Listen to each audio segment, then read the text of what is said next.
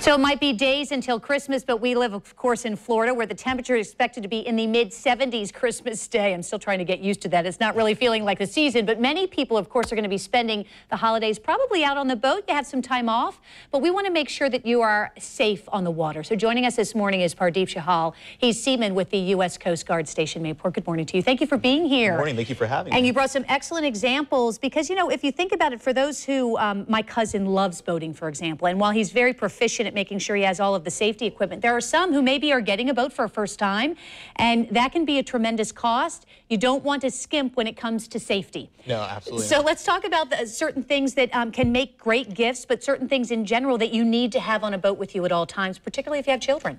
Okay. Absolutely. Okay, so let's start. This is obvious, isn't it? Life vest? Yes, absolutely. Easy to pick up. Yep, absolutely. It's one of the most important pieces you can have on the boat. And the biggest thing with the life jackets is you want to make sure that you get them in the correct size, because obviously you don't want a child in an adult life vest. They're literally going to be swimming in it, no pun intended. Yeah. You know what I like about these too, because I have, whenever we go down to the Keys, I actually, I end up buying a different one each year for my kids because they seem to outgrow them. But they're the old-fashioned ones that you see, which are really cumbersome and not easy to move around. Yes. They have so many other options that make this easy, where the kids can wear these even if they're fishing. And because I think you probably see a lot of times people take them off, and that's when they get into trouble. Yes, absolutely. Yeah, life jackets come in all shapes and sizes nowadays. They're not as big as bulky as they used to be. Now they're very user-friendly, and they can range anywhere from $10 to the upper $400. Okay, and now let's talk. You brought this, which I think is really interesting, because this is about, this is a GPS. This is not exactly like an EPIRB, or this is basically a personal EPIRB?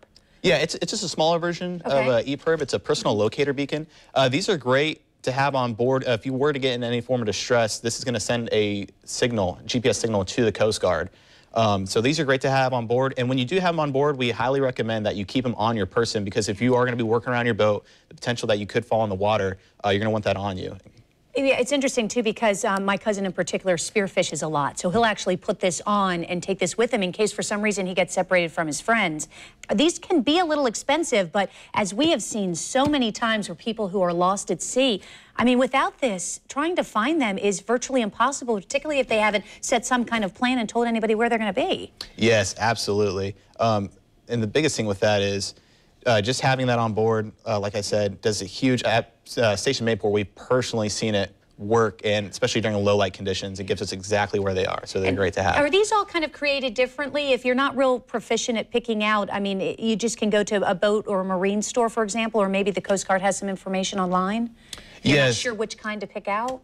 Yes, absolutely. I highly recommend going to West Marine. They're very knowledgeable, or just any marine store in the area. They're pretty much all going to be about the same. The only thing that's going to change really is going to be the specs and the price. They're all going to start at about the $200 range, and then they're going to go up from there.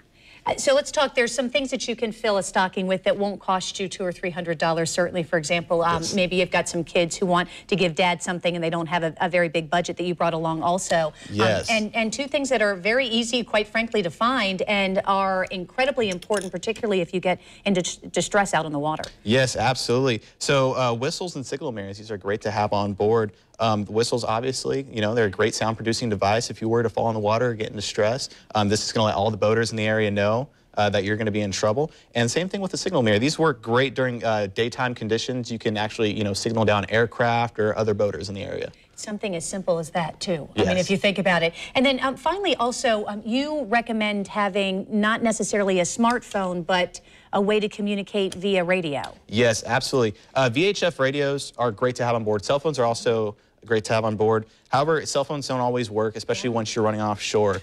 So with the radios, the Coast Guard, we're monitoring channel 16 365 days a year, every single day. So and very quickly, there's also an app. Yes, absolutely. Let me show you that. The Coast Guard app, you can actually file a float plan, and that just lets somebody know where you're going, what you're doing, and when they can expect you back. So that way, if you don't come back, something was to happen, we can start going out and looking for you. And truly a life or death kind of situation, too, making sure you have that plan. Thank you very much for being here, Seaman. Thank you for having me. If you missed any of this interview, by the way, you can watch it in its entirety later this morning on newsforjax.com. We'll post it under the morning show page right there at the homepage. You can find it in the top corner. And again, it'll be posted in a couple of hours. Now, in the